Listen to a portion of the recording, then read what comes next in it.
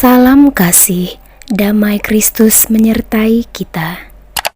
Bapak Ibu saudara-saudariku yang terkasih, hari ini kita akan mendengarkan riwayat orang kudus, yaitu Santo Bernardus Abbas dan Pujangga Gereja.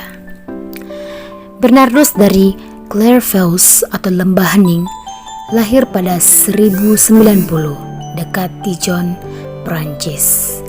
Putra dari Théssalien Sorel dan Alet Montbard, ini digelari Pujangga Gereja dan dikenal juga sebagai Bapak Gereja terakhir.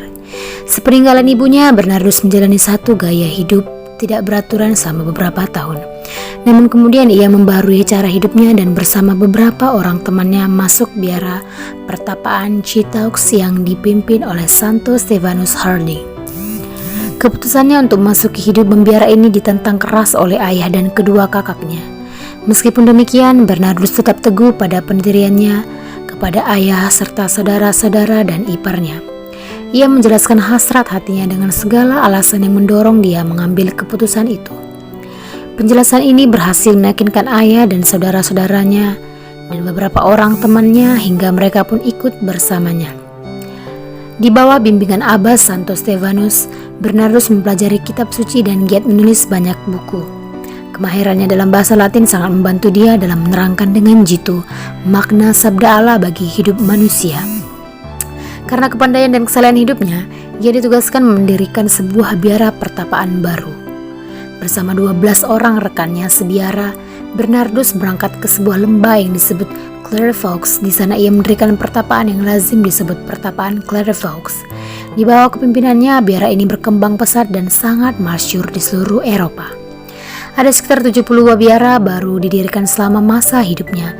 Di mana-mana di seluruh Eropa terdapat banyak biarawan asuhan Bernardus, sehingga Bernardus disebut juga sebagai pendiri kedua ordo Cistercian setelah Santo Stephanus Harding sebagai pendiri pertama.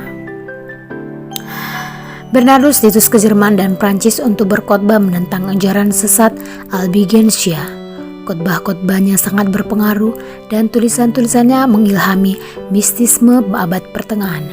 Ia meninggal dunia pada 1153, lalu ia dinyatakan kudus pada 1174 dan diakui sebagai Pujangga Gereja, bahkan Bapak Gereja terakhir pada 1830. Demikianlah riwayat orang kudus Santo Bernardus.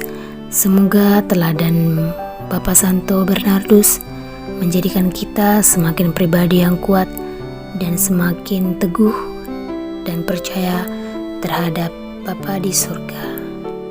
Amin.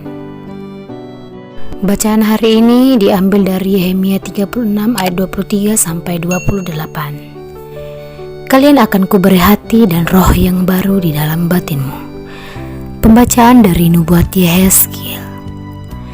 Tuhan bersabda kepadaku, katakanlah kepada kaum Israel, Aku akan menguduskan namaku yang besar yang sudah dinajiskan di tengah para bangsa, dan yang kalian najiskan di tengah-tengah mereka. Dan para bangsa akan tahu bahwa akulah Tuhan. Demikianlah sabda Tuhan Allah, manakala aku menunjukkan kekudusanku kepadamu di hadapan para bangsa. Aku akan menjemput kalian dari antara para bangsa dan mengumpulkan kalian dari semua negeri, dan aku akan membawa kalian kembali ke tanahmu. Aku akan mencurahkan kepadamu air jernih yang akan mentahirkan kalian dari segala kenajisan dan dari segala berhala-berhalamu. Aku akan mentahirkan kalian. Kalian akan kuberi hati yang baru dan roh yang baru di dalam batinmu. Hati yang keras membatu akan kuambil dari batinmu, dan hati yang taat lembut akan kuberikan kepadamu. Rohku akan kuberikan diam di dalam batinmu, dan aku akan membuat kalian hidup menurut segala ketetapanku dan tetap